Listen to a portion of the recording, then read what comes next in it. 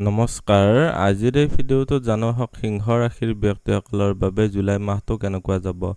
ম আৰু মূৰ্ধন্য এই দুটা আখৰেৰে সিংহ ৰাশিৰ ব্যক্তিসকলৰ নামটো আৰম্ভ হয়। এই ভিডিঅ'টো চাই যদি ভাল লাগে তেতিয়াহ'লে এই দুটা আখৰেৰে নাম আৰম্ভ হোৱা ব্যক্তিসকলৰ সৈতে ভিডিঅ'টো শ্বেয়াৰ কৰিবলৈ নাপাহৰিব। আজিৰ এই ভিডিঅ'টোত আমি এইবিলাক পইণ্ট গোটেইখিনি ভালদৰে আলোচনা কৰিম। এই ভিডিঅ'টো শেষলৈকে চাই থাকিব। আপুনি যদি এতিয়ালৈকে মোৰ চেনেলটো ছাবস্ক্ৰাইব কৰা নাই তেতিয়াহ'লে ছাবস্ক্ৰাইব কৰি ল'ব আৰু ভৱিষ্যতে আপলোড কৰা ভিডিঅ'ৰ নটিফিকেশ্যন পাবৰ বাবে বেল আইকনটো চুই অল চিলেক্ট কৰি দিব। প্ৰথমতে জানো আপোনালোকৰ স্বাস্থ্যৰ ক্ষেত্ৰত ৰাশিৰ অধিপতি হৈছে ৰবি গৈ 16 তাৰিখলৈকে ইয়াতে একাদশ ঘৰত আছে, মিত্ৰ ৰাশিস্থ হৈ আছে। তো ইয়াতে আৰু এটা মিত্ৰৰ সৈতে বহি আছে। এইটো এটা বৰ্তমান ভাল স্থিতি বুলি ক'ব পাৰি। 16 তাৰিখলৈকে আপোনালোকৰ নিজৰ চেষ্টাৰ ওপৰত সাফল্য লাভ কৰিব পাৰিব। কিন্তু লগ্নত মংগল, কেতু আৰু চন্দ্ৰৰ জ্যোতিৰ কাৰণে ৰক্ত সম্বন্ধীয় কমপ্লেইন আনিব পাৰে। হাড়ৰ মজ্জাৰ যদি ৰোগ হৈ আছে তেতিয়াহ'লে এইটো ক্ষেত্ৰতো সাৱধান হ'ব লাগিব। আপোনালোকৰ এইটো ঘৰত অইন কোনো গ্ৰহৰ গোটেইটো মাহ প্ৰভাৱ নাই। মাহটোৰ শেষৰ পিনে বুধ গ্ৰহটো আহি ইয়াতে সোমাব। বুধ গ্ৰহটো আপোনালোকৰ ইচ্ছাপূৰ্তি বা ইনকাম ধনস্থানৰো মালিক হয়। সেইটো ক্ষেত্ৰত বাৰু অলপ পিছত কৈ আছোঁ। আপোনালোকৰ ৰোগৰ স্থানত দৃষ্টি পৰিছে বুধ গ্ৰহটোৰ।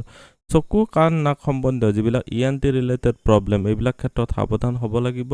শনি গ্ৰহটোৰ দৃষ্টি পঞ্চম ঘৰত পৰিছে। আপোনালোকৰ গেষ্ট্ৰিক সম্বন্ধীয় কমপ্লেইন বা পাকস্থলীত যিটো এচিডিটি হয় এইবিলাক ক্ষেত্ৰত আপোনালোকে সাৱধান হ'ব লাগিব। লগতে এনেকুৱা নহয় যে আপোনালোকে কোনো ধৰণৰ প্ৰব্লেমৰ পৰা সকাহ নাপাব, তেনেকুৱা নহয়। আপোনালোকৰ হজম শক্তিটো মজবুতেই থাকিব, কিন্তু প্ৰব্লেম এটা আছে যে আপোনালোকৰ যিটো লোৱাৰ এবডমেন অৰ্থাৎ আপোনালোকৰ তলপেটৰ অংশৰ বিষ হ'ব পাৰে। ছাপ'জ অত্যাধিক যদি ভোজন কৰিছে তেতিয়াও প্ৰব্লেম হ'ব পাৰে। যদি আপুনি কোনো ধৰণৰ ফিজিকেল এক্টিভিটি বা এক্সাৰচাইজ কৰা নাই তেতিয়াহ'লে আপোনালোকৰ প্ৰব্লেম হ'ব পাৰে আৰু অলপ দীঘলীয়া সময়লৈকে আপোনালোকক ডিষ্টাৰ্ব কৰিব পাৰে। শনি গ্ৰহটো ইয়াতে বিপৰীত ৰাজযোগ বনাই আছে। বিপৰীত ৰাজযোগ বনালে কেনেকুৱা হয় যে আপোনালোকক কণ্ডিশ্যনবিলাক বা পৰিস্থিতিবিলাক বিপৰীত পৰিস্থিতিৰ সৃষ্টি কৰে। কিন্তু সেই বিপৰীত পৰিস্থিতিত যদি আপোনালোকে ভালদৰে মেইনটেইন কৰিব পাৰে তেতিয়াহ'লে কিন্তু এইটো এটা ৰাজযোগতো পৰিণত হয়। তাৰমানে কি হ'ব, আপোনালোকৰ স্বাস্থ্যজনিত ক্ষেত্ৰত যদি আপোনালোকে ইগন'ৰ কৰি চলে, আপোনালোকে স্বাস্থ্যৰ ক্ষেত্ৰত আওকাণ কৰি চলে তেতিয়াহ'লে বেছি প্ৰব্লেম কৰিব। কিন্তু এবাৰ আপোনালোকে মনোযোগ দি পেলাই স্বাস্থ্যৰ ক্ষেত্ৰত কিছুমান য়োগা, মেডিটেশ্যন বা এনেকুৱা ধৰণৰ যদি আপোনালোকে কৰে বা খোজ কঢ়াই হওক, এনেকুৱা ধৰণৰ ব্যায়াম, জিম চৰ্চা এনেকুৱা ধৰণৰ কৰে তেতিয়াহ'লে আপোনালোকৰ স্বাস্থ্যজনিত কমপ্লেইন আৰু নহয়। উপাৰ্জন আৰু ধন সঞ্চয়ৰ ক্ষেত্ৰত দেখুৱাই দিছোঁ। উপাৰ্জনৰ ঘৰত ৰবি আৰু বৃহস্পতিৰ জ্যোতি বহুতেই বেষ্ট এটা কম্বিনেশ্যন হৈছে আপোনালোকৰ বিশেষকৈ কৰ্মপ্ৰাপ্তিৰ কাৰণে। যিসকলে চাকৰি প্ৰাপ্তি কৰিব বিচাৰি আছে, ধনত বৃদ্ধি কৰিব বিচাৰি আছে বা আপোনালোকে চৰকাৰী ছেক্টৰত এটা ৰিকগনিশ্যন বা সন্মানত বৃদ্ধি কৰিব বিচাৰি আছে, এইবিলাক ক্ষেত্ৰত বিশেষ ভাল। ৰবি আৰু বৃহস্পতিৰ এই যিটো কম্বিনেশ্যন আছে এই কম্বিনেশ্যনটোৰ দৃষ্টিও পৰিছে আপোনালোকৰ ব্যৱসায়ৰ ঘৰত। বৃহস্পতিৰ দৃষ্টি আছে বুদ্ধি স্থানত, বৃহস্পতিৰ দৃষ্টি পৰিছে আপোনালোকৰ ইয়াতে এইটো পৰাক্ৰমৰ ঘৰত। আপোনালোকৰ বাৰু চাকৰি আৰু ব্যৱসায়ৰ ঘৰতো একেলগে কৈ দিছোঁ। বৃহস্পতিৰ ইনকামৰ ঘৰত স্থিতিয়ে আপোনালোকৰ যিমান আগতে ধৰি লওক ইনকাম হৈ আছিলে বা ইনকামৰ চ'ৰ্চেছ আছিলে, এইখিনি সময়ছোৱাত আপোনালোকৰ ইনকামৰ যিবিলাক সুযোগ সুবিধা বা চ'ৰ্চেছ যিবিলাক উৎসত বৃদ্ধি কৰিবলৈ পাৰিব। মানে একাধিক চ'ৰ্চৰ পৰা আপোনালোকে ইনকামত বৃদ্ধি কৰিব পাৰিব। লগ্নত কেতু আৰু চন্দ্ৰৰ যিটো জ্যোতি হৈ আছে আৰম্ভণিতে প্ৰথম দুটা দিন বাৰু অলপ প্ৰব্লেমেটিক। কেতু আৰু মংগলৰ জ্যোতিৰ কাৰণে সংগ্ৰাস বা এগ্ৰেশ্যনবিলাক আপোনালোকৰ বেছি দেখা দিব পাৰে। এইবিলাক ক্ষেত্ৰত ধ্যান ৰাখিব লাগিব। বৃহস্পতি ৰিলেটেড যিবিলাক ব্যৱসায় যেনেকুৱা শিক্ষকতা বা কোচিং চেণ্টাৰে খুলিছে, পুৰোহিত বা ন্যায়ালয় ৰিলেটেড কাম, টকা পইচাৰ য'ত লেনদেন হয়, মেনেজাৰ, এছিষ্টেণ্ট, সুতৰ ব্যৱসায়, ফল তৰকাৰীৰ ব্যৱসায়, পণ্ডিত, ৰাজনীতিক, মনোবিজ্ঞানী, মানৱ উন্নয়ন এইবিলাক ক্ষেত্ৰত যদি জড়িত হৈ আছে তেতিয়াহ'লে বুদ্ধিৰ জৰিয়তে সাফল্য লাভ কৰিব পাৰিব, উপাৰ্জনত বৃদ্ধি কৰিব পাৰিব। যদি ব্যৱসায় কৰি আছে এইবিলাক ক্ষেত্ৰত তেতিয়াহ'লে আপোনালোকে তাতেও বৃদ্ধি কৰিব পাৰিব। ৰাহুৰ স্থিতি ব্যৱসায়ৰ ঘৰত থকাৰ কাৰণে কনফিউজন কিছুমান ক্ৰিয়েট কৰিব। ৰাহুৱে উচ্চ বিলাস দিয়ে। আপোনাৰ যিবিলাক ব্যৱসায়িক পাৰ্টনাৰ থাকিব, ব্যৱসায়িক অংশীদাৰ থাকিব, তেওঁলোকৰ ফালৰ পৰা এক্সপেক্টেশ্যনটো বাঢ়ি যাব পাৰে। এইবিলাক ক্ষেত্ৰত অলপ ধ্যান ৰাখিব লাগিব। কিন্তু বৃহস্পতিৰ দৃষ্টি থকাৰ কাৰণে আপোনালোকৰ কাৰণে ভাল। বৃহস্পতি আপোনালোকৰ কাৰণে বুদ্ধিস্থানৰ মালিক হৈ কিনে যিহেতু দৃষ্টি দিছে, আপোনালোকৰ যিখিনি অৰ্হতা বা স্কিল আছে, আপোনালোকৰ জ্ঞান বুদ্ধি আছে, সেইখিনি ব্যৱহাৰ জাষ্ট কৰক। আপুনি মনৰ ভয়ৰ বশৱৰ্তী হৈ কিনে ডিচিশ্যন নল'ব। মংগলৰ দৃষ্টি থকাৰ কাৰণে অলপ সংগ্ৰাস বিলাক বাঢ়ি থাকে মই বাৰু গোটেইখিনি ক্ষেত্ৰতে কৈ দিম আপোনালোকৰ যেটো সেভিংছৰ ঘৰৰ মালিক আপোনালোকৰ খৰচৰ ঘৰত যায় বহি আছে মাহটোৰ শেষলৈ 26 জুলাইলৈকে আপোনালোকৰ অলপ প্ৰবলেমেটিক দেখা গৈছে তাৰ পিছৰ সময়ছোৱা আপোনালোকৰ সেভিংছত বৃদ্ধিৰ কাৰণে ভাল হ'ব এইখিনি সময়ছোৱাত কিছুমান অলাগতিয়াল খৰচ ওলাব সেইটো ক্ষেত্ৰতো আপোনালোকে ধ্যান ৰাখিব পাৰিব লাগিব এইটো যেটো ঘৰ হয় ইয়াতে আপোনালোকৰ সেভিংছৰ ঘৰত শনি গ্ৰহটোৰ দৃষ্টি পৰিছে মাহটোৰ শেষৰ পিনে মংগল গ্ৰহটো আগুৱাই যাব সো মুঠতে চাবলৈ গলে শনি গ্ৰহটোৰ সপ্তম দৃষ্টিয়ে অন্যায়ত লিপ্ত কৰাব বিচাৰিছো আপোনালোকে এইখিনি সময়ছোৱাত আপোনালোকৰ প্ৰপাৰ্টি ৰিলেটেড ক্ষেত্ৰত অলপ বেছি সাৱধান হৈ চলিব লাগিব মংগল গ্ৰহটোৰ স্থিতি যেহেতু আপোনালোকৰ ৰাশিতে আছে সো বৰ্তমান সময়ছোৱাত মংগল গ্ৰহটোৰ এটা যোগকাৰক যেহেতু গ্ৰহ হয় আৰম্ভণি সময়ছোৱাটো ভালে আৰু মানে শেষলৈকে ভাল বুলি ক'ব পাৰি এইটো মাহৰ পিছৰ মাহটোত অকনমান প্ৰবলেমেটিক হ'ব শনি আৰু মংগলৰ যেতিয়া দৃষ্টি বিনিময় হ'ব তেতিয়া বেছি অলপ অস্থিৰতা কৰিব শনিৰ সপ্তম দৃষ্টি থকাৰ কাৰণে আপোনালোকৰ ঘৰুৱা পৰিৱেশটো কিবা নহয় কিবা থাৰ্ড পাৰ্সনৰ কাৰণে যেটো প্ৰবলেমৰ ক্ৰিয়েট হ'ব পাৰে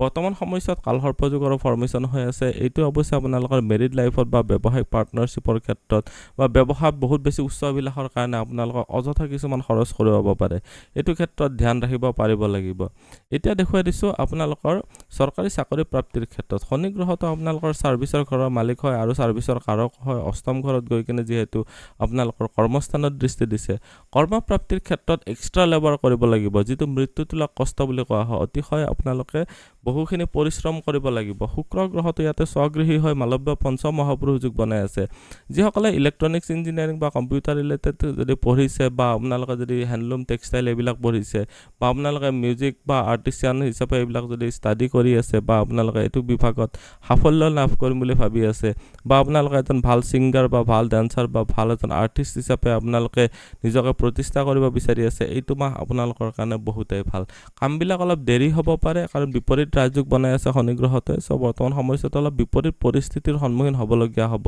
এক্সট্ৰা কিছুমান লেবাৰ কৰিবলগীয়া হ'ব আপোনালোকে যাৰ সৈতে উঠা বহা কৰি থাকে তেওঁলোকৰ সৈতে অলপমান মনোমালিন্য বৰ্তমান সময়ছোৱাত কৰাব কাৰণ ৰাহু সপ্তমত যেটো পাৰ্টনাৰশ্বিপৰ ঘৰত আছে তো আপোনালোকক এইটো কম যে আপোনালোক অলপ ধৈৰ্য ধৰি যদি চলিব পাৰে আপোনালোকৰ কাৰণে মেজৰ প্ৰবলেম নাই বৃহস্পতি সৌভাগ্যৰ কাৰক হৈ কিনে যেহেতু ইচ্ছাপূৰ্তিৰ ঘৰত আছে এইটো আপোনালোকৰ কাৰণে ভাল এতিয়া বাৰু ভাগ্য পিতা ধৰ্ম আৰু গুৰুজনৰ ক্ষেত্ৰত কৈ দিছো ভাগ্যস্থানৰ মালিক হৈছে মংগল গ্ৰহটো আৰম্ভণিতে ইয়াতে আছে এই প্ৰথম ঘৰটোত মংগল গ্ৰহটো আপোনালোকৰ যোগকাৰক গ্ৰহটোৰ স্থিতি বহুতেই ভাল বৃহস্পতিৰ স্থিতি ইচ্ছাপূৰ্তিৰ ঘৰত ভাগ্যৰ কাৰক বৃহস্পতিৰ স্থিতি বহুতেই ভাল বৃহস্পতিৰ দৃষ্টি আছে আপোনালোকৰ সন্তানৰ স্থানত বৃহস্পতিৰ দৃষ্টি আছে এইখিনি সময়ত ব্যৱসায়ৰ ঘৰত বা পত্নীৰ স্থানত নিজৰ পতি বা পত্নীৰ সৈতে অকনমান মনোমালিন্য হ'ব পাৰে কিন্তু প্ৰবলেম একো নহয় কাৰণ বৃহস্পতিৰ জ্ঞান বুদ্ধিৰে আপোনালোকে প্ৰবলেমবিলাক সমাধান কৰিও ল'ব পাৰিব আপোনালোকৰ কনফিউজন বা মনৰ সন্দেহৰ কাৰণে কোনো ধৰণৰ প্ৰবলেম যাতে ক্ৰিয়েট নহয় সেইখিনি অকনমান ধ্যান ৰাখিব ভাগ্য পিতা বা গুৰুজনৰ ফালৰ পৰা সাপোৰ্টৰ আশা কৰিব লাগিলে এইখিনি সময়ত অলপ আপুনি মেহনত কৰিব লাগিব